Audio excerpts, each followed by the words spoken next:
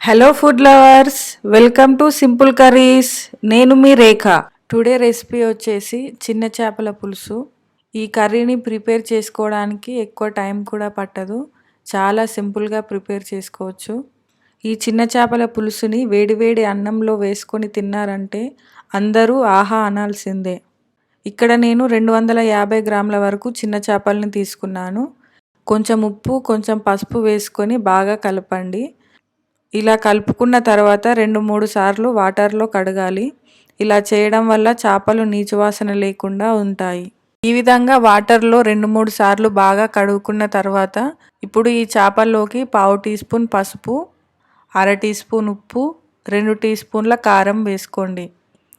ఇవి వేసుకున్న తర్వాత ఈ చేపలకు పట్టేలా బాగా కలుపుకోవాలి. ఇలా కలుపుకున్న తర్వాత ఒక 10-15 నిమిషాలు పక్కన పెట్టుకోండి. తర్వాత స్టవ్ పై ఒక ప్యాన్ పెట్టుకొని 2 టేబుల్ స్పూన్స్ వరకు ఆయిల్ వేసుకోండి. ఈ ఆయిల్ హీట్ అయిన తర్వాత 4-5 మెంతులు వేసుకోండి. తర్వాత 1 టీ స్పూన్ వరకు జీలకర్ర వేసుకోండి. జీలకర్ర వేగిన తర్వాత 2 మీడియం సైజు ఉల్లిపాయ ముక్కల్ని ఈ విధంగా మిక్సీ పట్టుకొని వేసుకోండి.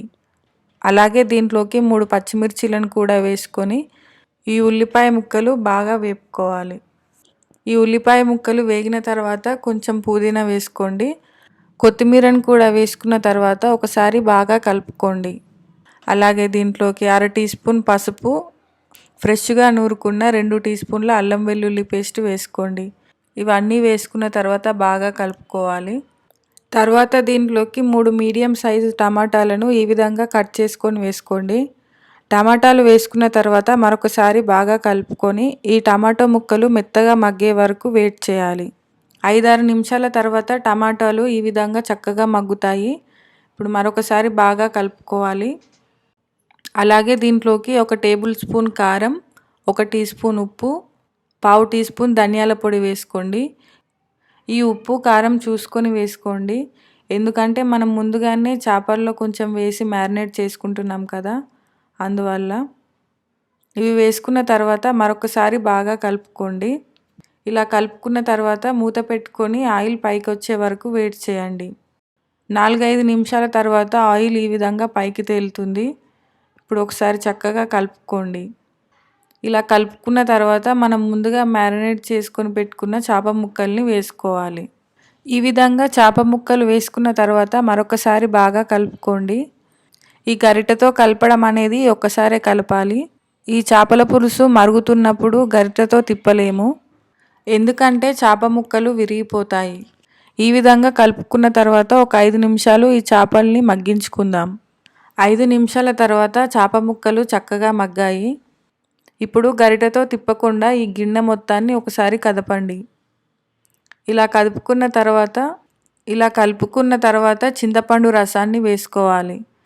చింతపండు రసం వేసుకున్న తర్వాత మరొకసారి కదపండి. అలాగే దీంట్లోకి పులుసుకు సరిపడా వాటర్ని వేసుకోవాలి. నేను ఇక్కడ 2 గ్లాసుల వరకు వాటర్ని వేస్తున్నాను. ఈ వాటర్ వేసుకున్న తర్వాత పైనే ఒకసారి కలుపుకోవాలి.